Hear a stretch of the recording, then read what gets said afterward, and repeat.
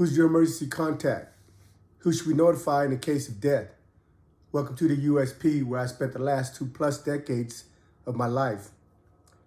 I'm in bloody Beaumont now. And in bloody Beaumont, nobody's safe. Don't matter who you are. Don't matter who you run with. Don't matter if you wear khakis or a uniform. Whether you're a counselor, a lieutenant, or warden. If you're disrespectful to the right person, well, they're going to deal with you.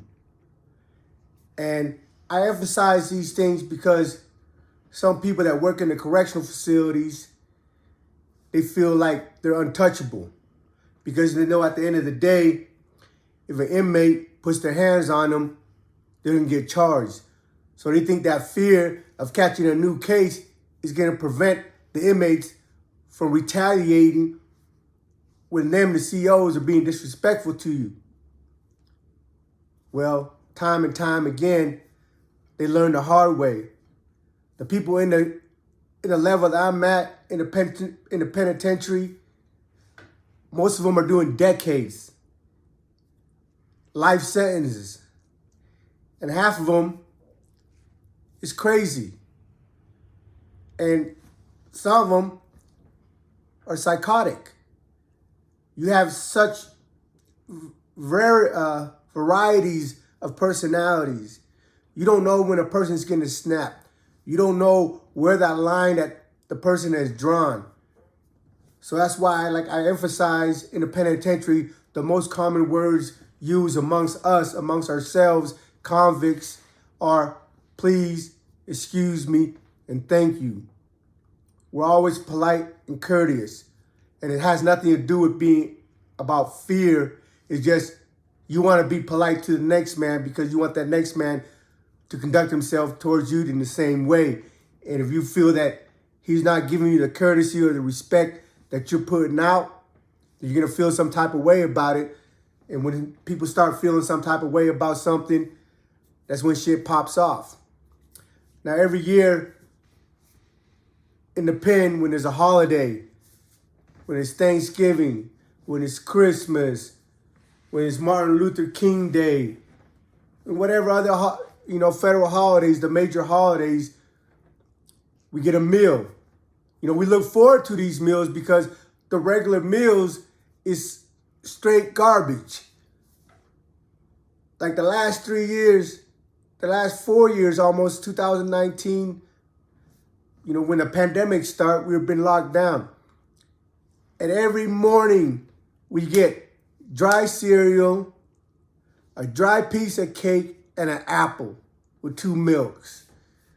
These are grown-ass men stuck in these cells, and this is what they're feeding us. Shit that they wouldn't even feed their own dog. I've asked them COs, I said, listen, man, would you eat this shit? Like, nah, I wouldn't eat it. Well, if you wouldn't eat it, then why the fuck would you expect us to eat it? That's the thing I'm trying to emphasize, that we are not perceived as their equal.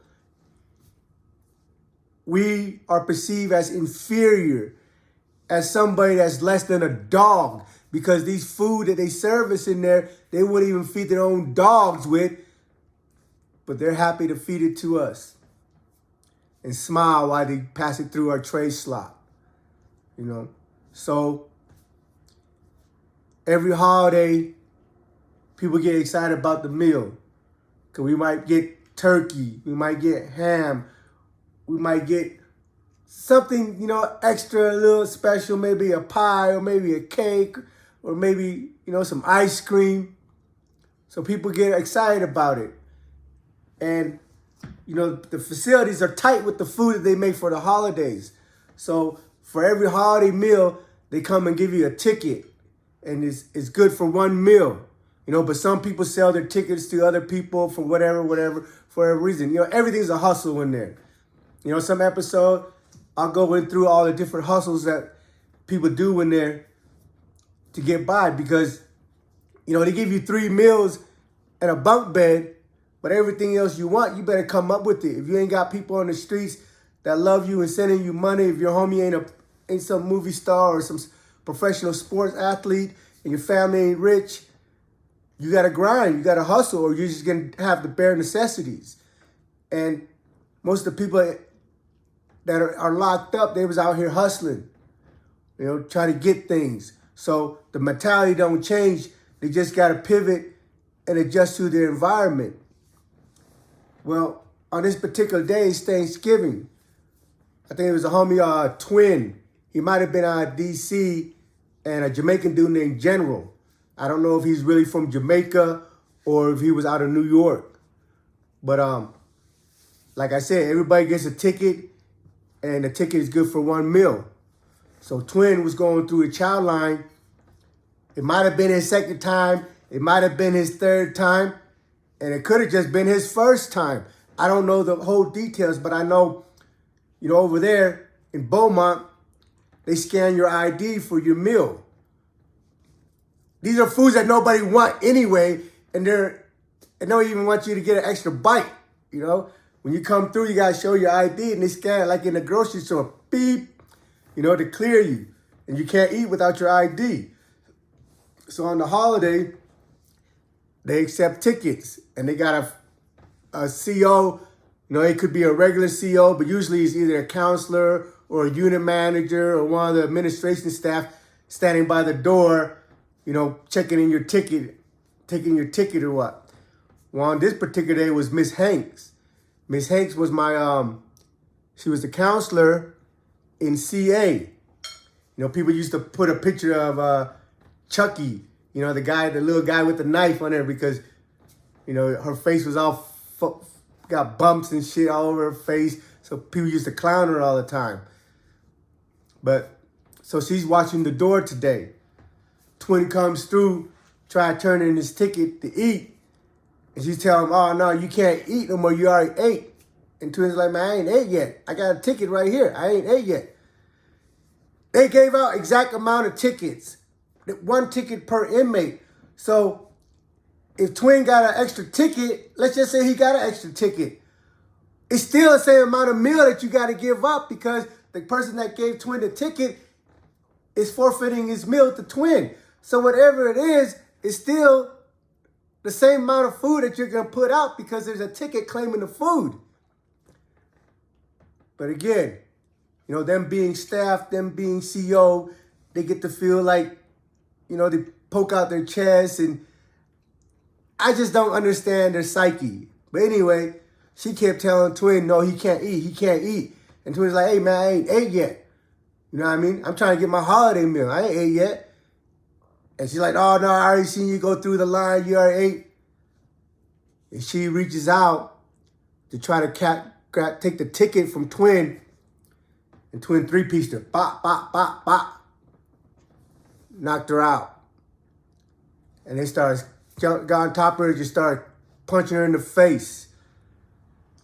Well, the other CO sees it.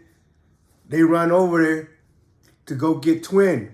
But when they run over there, General, the Jamaican dude, they're like, they're good friends. He gets up, he runs over there, and he's fighting the police, keeping them off of Twin. He beat up about 5 of them, So it's just chaos in the kitchen. Finally, they get enough CO, enough staff to spray him down and restrain him. And they take him and lock him up in a shoe. They don't like it when you put your hands on these staffs. So they were in the shoe for about a year, and they charged him. They gave him a street charge for it, indict him for assault on a federal officer. But in the BOP, there's policy. Like, a police can't just pull out and just spray you just to spray you. They have to give you a warning first, a verbal warning. Stop before I shoot type of shit. And then you gotta give it to you multiple times because, like, I've been cell extracted, I don't know, at least 6, 7, 8 times since I've been locked up. And being cell extracted means I'm in a cell, I'm bucking, and for whatever reason, and they come into the door telling me to cuff up. You know, when I take a cell, I don't cuff up. If I'm going to buck in the cell, people's been with me everywhere, I've never cuffed up. I make them come in there and beat my ass. And I've never won these confrontations. I can't win. There's 8 of them dressed up in riot gears. We call them turtles, the turtle suits. They come in there with their shield. They come in there with their baton. But before they come into the cell, they give you, 3 verbal warnings. Hey, cuff up, stop resisting. Cuff up, stop resisting. Cuff up, stop resisting. After the third, they come in with their cameras and they record it. But before they run in that cell, they'll blow your ass up first. First, they're gonna hit you with the CO. They call it OC. They call it OC. It's pepper. It's like pepper spray, but stronger. Listen, this stuff, when they spray the wall, when they spray into your cell and the shit get on the wall or the ceiling, it turns it all orange and eats the paint. Like you can see the paint melting and dripping down. So imagine what that stuff is doing to your lungs, to your nose, to your eyes. They come and hit you with that shit first. And it's a canister like a fire extinguisher. Maybe not quite so big, but it's about, if you can see, it's about like that. And you just spray the room up. If that doesn't subdue you, they hit you with another canister. And if that doesn't subdue you, then these bitch motherfuckers throw a flash grenade, a concussion grenade into the cell. Let me tell you about a concussion grenade. It's meant to be used in an open space. When we're in bloody Beaumont, they shoot the concussion grenade. And you're on the yard and it's an open space and that shit still have your head ringing. So imagine what that's doing to your freaking brain when they shoot that into your cell in a confined space. If the OC don't get you, I promise you that concussion grenade's gonna get you.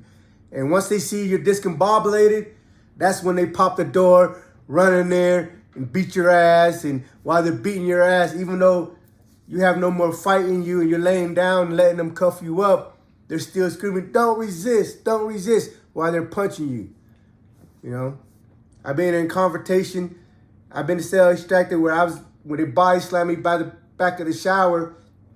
I get to this store when I get to Atwater and they tell me, don't resist, and they're on top of me and the motherfucker's knee in the back of my head and my forehead is hitting the shower and it's just going, back and forth. It just, I've been through it all, man. But, so, anyway, sorry for getting sidetracked, but they charged Twin and General for this case. But there's policies that these COs can't just come and grab you and touch you without warning you, without fucking trying to, have you submit first. So she violated policy when she reached and tried to physically take something from an inmate. And because they understand we already live in a hostile environment. Whether you're a CO, whether you're an inmate, you're all my potential enemies. You're all here. You're all, you all can potentially cause me harm. So if I don't know what you're doing, you come up from behind me and try to grab me, you can't blame me or turn around and elbowing you in the face or doing whatever I do to defend myself.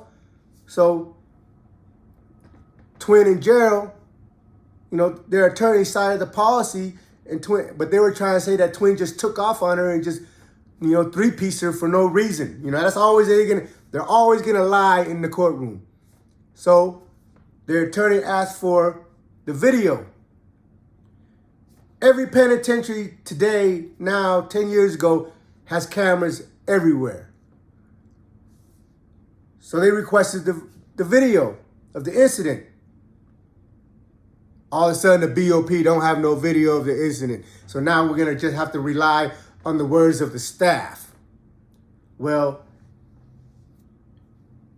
it was a blessing that they had a judge that did his job. Because most judges, if people's been through the system, you already know they just side and ride with the prosecutor, with the state, with the feds.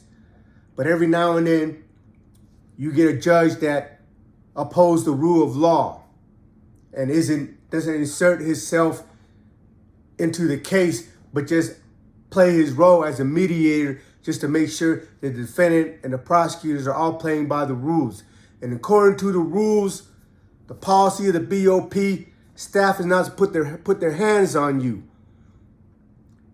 Not until they give you a warning or to prevent you from causing somebody harm or some other shit. So when they requested the video of the incident, the BOP said they didn't have it. So that judge, because he knew that these CEOs were lying, dismissed the case. And Twin in jail, they probably got their ass beat while they were back in the shoe. But as far as getting case, they got, they beat it. These people, they look at us, they don't feel that we're equal to them, that we're not human beings. But me, the way I feel, I feel like I live up to a higher standards than these individuals.